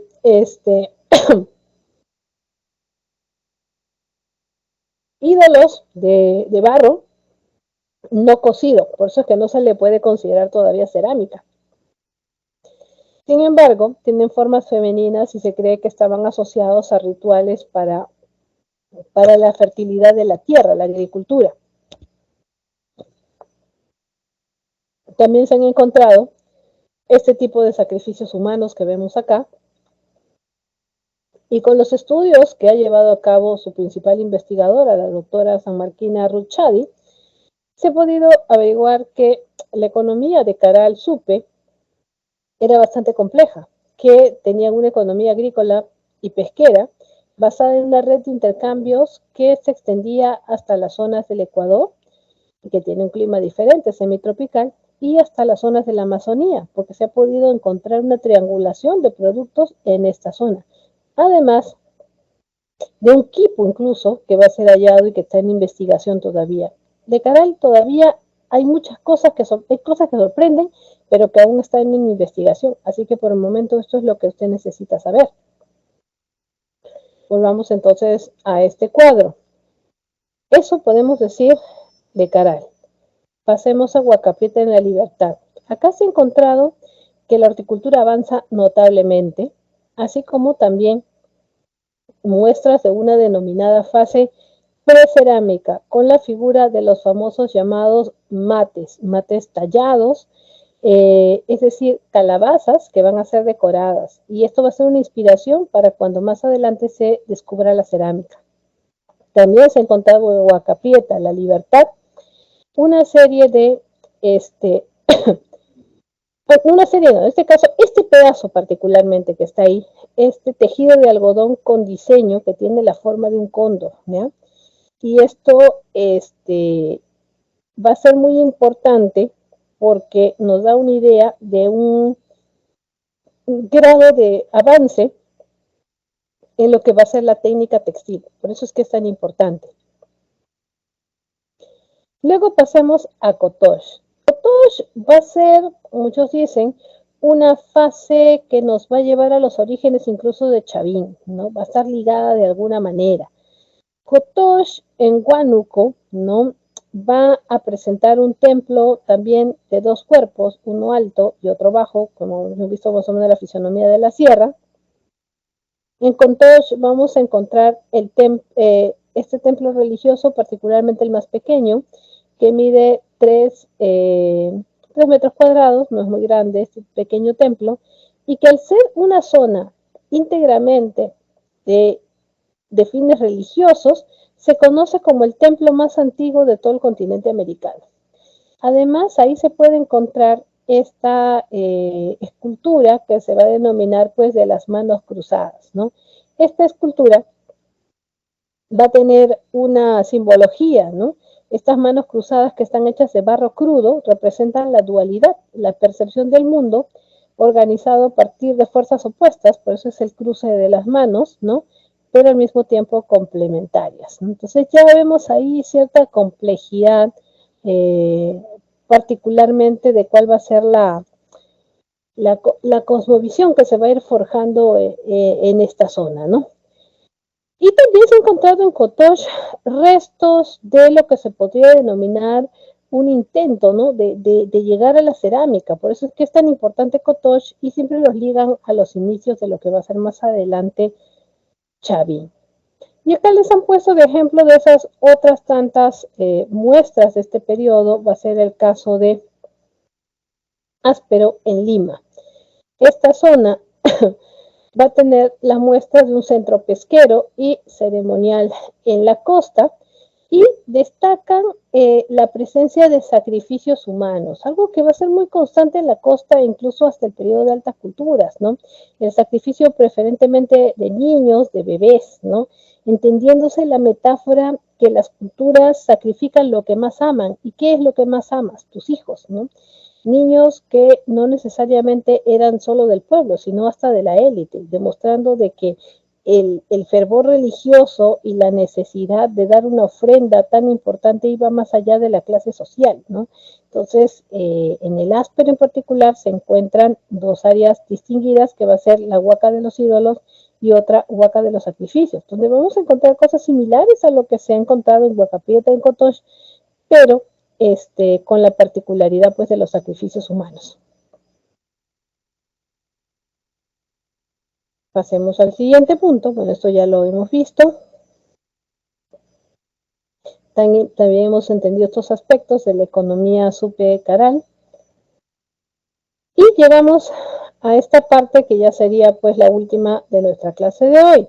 A ver, hasta ahí entonces uno dice, bueno, ya, estábamos desarrollando nuestra prehistoria, nuestro paleolítico superior, mesolítico y neolítico, y con características propias, ¿no? Porque había que adaptarse pues a la costa, a la sierra, a lo que hay, a lo que se brinda. Pero también aquí hay un asunto, ¿no? Dice, ya, ¿y en qué momento es entonces de que el Perú llega a producir ya una cultura? ¿Qué entendíamos por cultura, no? Los arqueólogos dicen, cultura es donde hay presencia de cerámica. Ellos dicen, están obsesionados con la cerámica. Mientras que vamos a encontrar una serie de características que van a hacer que se complejice la cosa, sobre todo porque las culturas van a tener un desarrollo más parejo, más importante de una serie de elementos, sobre todo de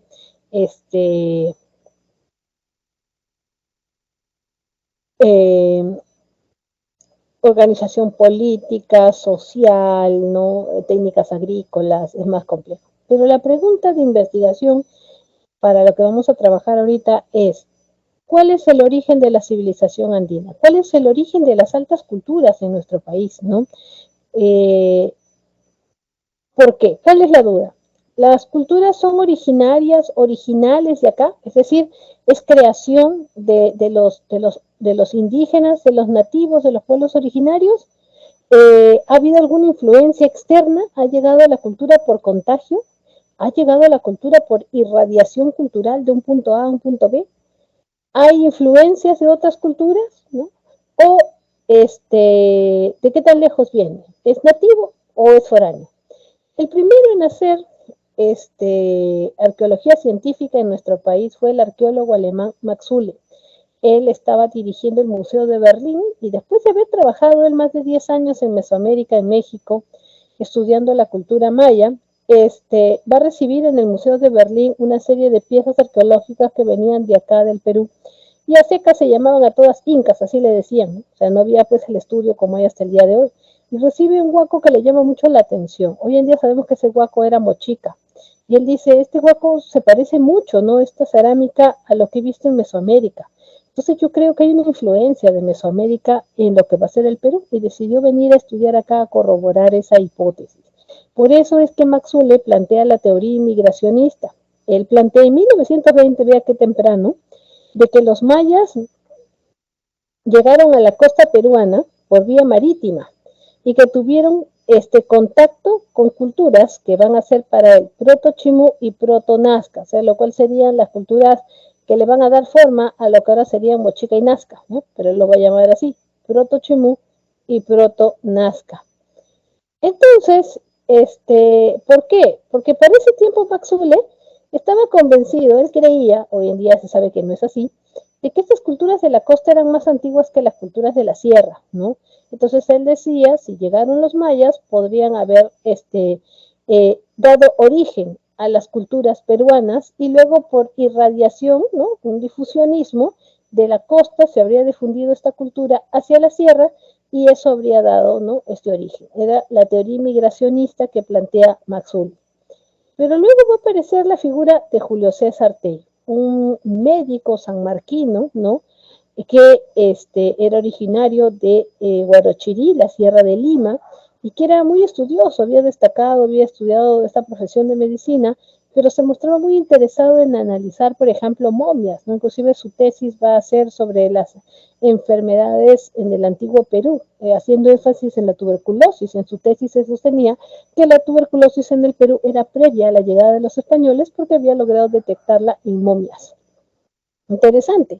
Julio César Tello se convierte en el padre de la arqueología peruana, ¿no? Y él va en el año 1930, luego de haber investigado esta cultura que lo fascinó, que va a ser la cultura chavín, entonces dice él que esta cultura era para él la cultura matriz de la civilización andina y que al ser más antigua que las culturas de la costa, entonces esto demostraría que el origen de la cultura peruana es autóctona, ya que esta cultura chavín va a desarrollarse en la sierra, pero va a tener sus raíces culturales en elementos amazónicos. Entonces dice que es por eso autóctona, ¿no? Entonces con esto estaría en contra de lo que va a decir Max Uhle y este debate se mantuvo vigente, sobre todo en una época donde estaba ya bastante en boga este tema del indigenismo. Sin embargo, para los años 60 se hace un hallazgo muy importante para América, descubriendo que la cerámica, o otra vez volvemos a la cerámica como arqueólogos, ¿no? Más antigua encontrada en el continente americano va a estar en la zona de Valdivia, Ecuador, una localidad, y que pertenece al grupo étnico de los arawaks. Entonces, el arqueólogo peruano Federico Kaufmann-Doig, ya sé que sus apellidos son extranjeros, sus papás eran extranjeros, pero era peruano, él propone que la cultura entonces en América empieza en Valdivia, Ecuador, y luego, por irradiación cultural, llega tanto a Mesoamérica como al Perú. Entonces él dice, el origen de la civilización andina, de la cultura peruana, no es autóctono ni inmigracionista, es alóctono, o sea, es foráneo, pero no de tan lejos. Él planteó esa teoría, pero después en el año de 1972 la abandonó, ¿no? Pero quedó en la idea, ¿no? Por eso estamos analizando. Entonces, ya con esto nos encaminamos hacia el final de la clase en la diapositiva 15, donde vamos a ver toda esta línea de tiempo de lo que hemos trabajado hoy día, básicamente el lítico, el arcaico inferior, el arcaico superior, y tiene los ejercicios a desarrollar para su autoevaluación. Como ya nos llega nuestra hora del intermedio, ¿no? Les voy a colocar acá las respuestas para que usted se autoevalúe y lo dejamos ahí. Número 1, estoy escribiendo, ahorita va a aparecer. 1, la B de burro. La número 2, la D de dedo. La número 3, que sería la C de casa. La número 4, la A de avión. Y la número 5, la B de burro. Entonces ya con eso usted se autoevalúa de todo lo que hemos hablado hoy día. Bien, chicos, eso es todo por hoy. Nos vemos la otra semana.